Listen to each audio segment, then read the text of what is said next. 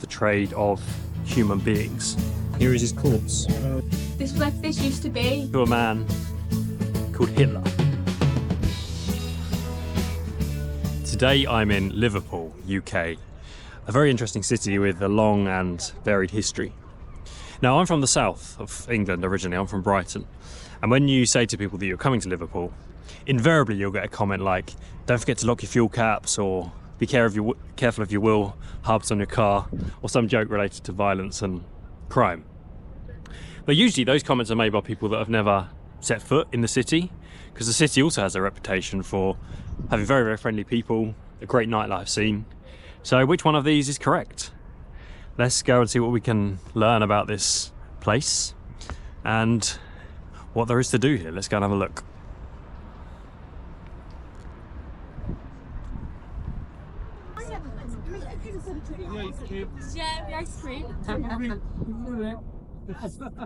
Yeah, that's the Beatles. Talk more about them later.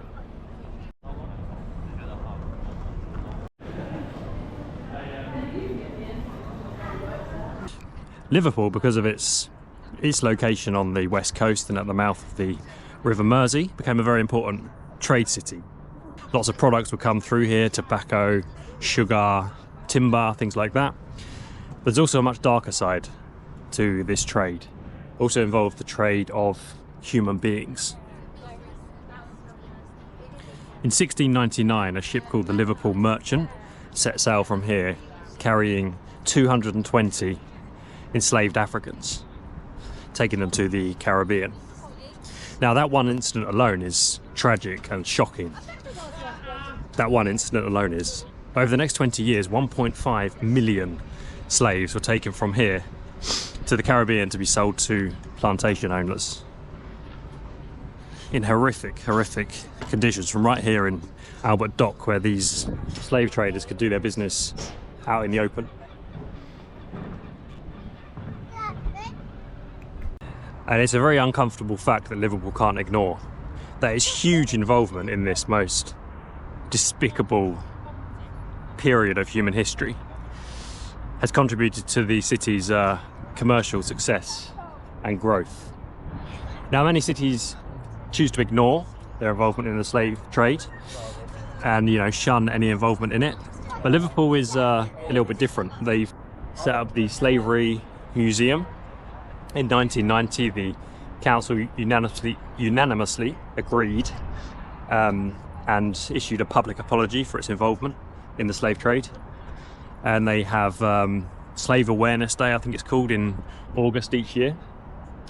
And whilst obviously none of this can change the past, unfortunately, the fact that they've acknowledged it and made reparations in some way is something, I guess.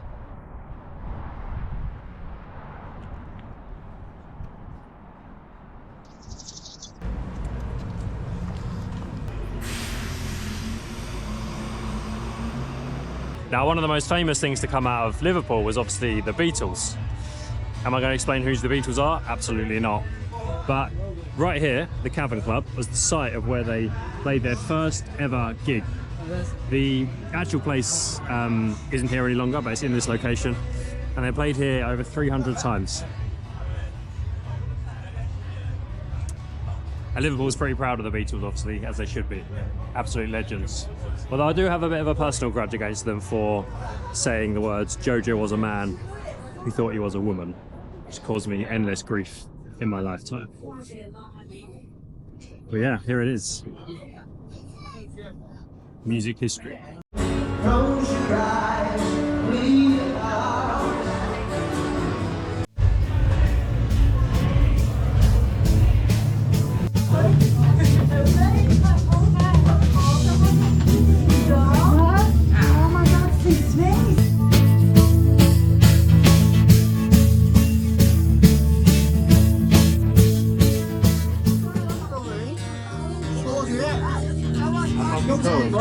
That's me. You over there.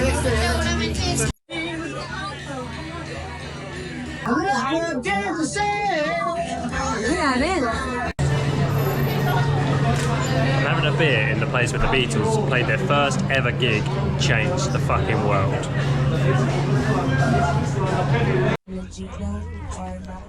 How cool is this bar? The Yellow Submarine Bar. It's a bit messy.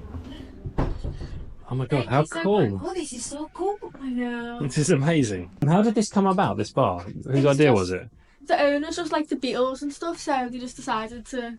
This used to be like an apartment on the docks. So Oh, really? Rent it out and stay in there. Yeah. And decided to just move it here and create a bar. And make it into a pub. That's cool. Do you have like Beatles themed events in here or not? Not really. We're gonna try and do some like quizzes and stuff like a bit later on. On Sundays and stuff. Yeah.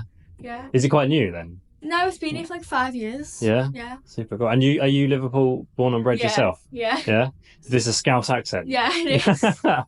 That's super cool. How is Liverpool for young people? I love it. It's like everyone's really friendly and stuff, but there's like loads of like arcades and things to do. It's really good. Yeah.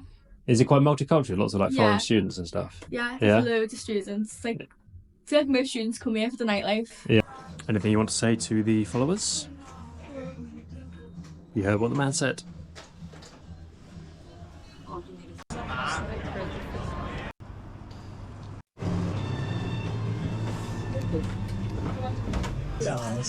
Charles Dickens was also from Liverpool.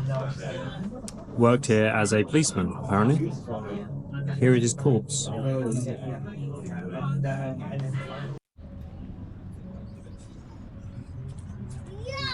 Fun fact about Liverpool. The first person to ever assassinate a Prime Minister was from Liverpool. John Bellingham killed Prime Minister Spencer Perceval in 1812. There you go, fun fact. First person to assassinate a Prime Minister. How many others there have been, we don't know, but hey.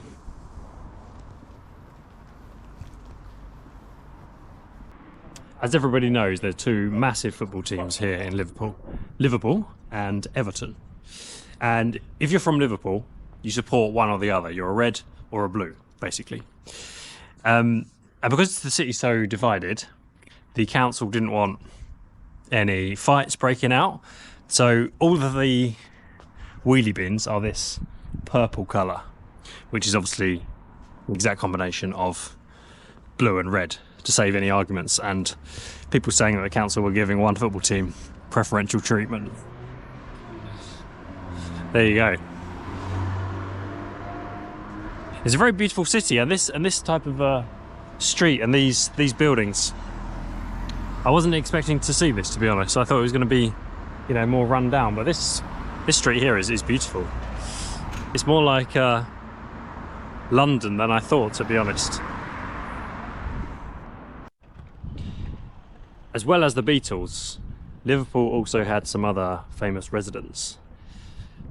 This street that I'm on right now, called Upper Stanhope Street, was a home to a man called Hitler. No, not that Hitler. Not the Hitler. This guy was called Alois Hitler and was Adolf Hitler's half-brother. He came here and was working here, and he met an Irish woman. He told her that he was a wealthy hotel owner, when in fact he just washed dishes in the hotel. Anyway, he married this woman. Rumours are that Adolf Hitler came here and stayed here for about a year in 1912 to 1913. Anyway, he was obviously a bit of a shitbag, this guy, like his brother, because he went back to Germany to serve in the war, met another woman there, and got a letter sent home to tell his wife in England that he had been killed. What a douchebag. The actual house he lived in, this Hitler guy, isn't here anymore because, ironically, it was destroyed by the Germans in the war. I bet you never knew that, did you? The Hitlers of Liverpool.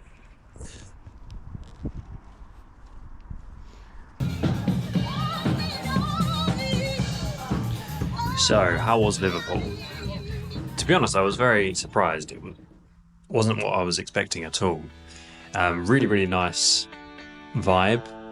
Really, really nice and friendly people. And great architecture. It's very, very clean as well.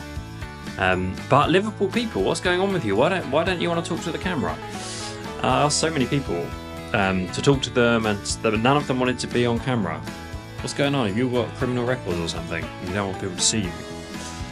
You know, it's not like you're shy. Very, very friendly and outgoing, but hey, anyway, I had a great time. Liverpool, very, very interesting city with a lot of culture and a lot of history. So go check it out yourselves.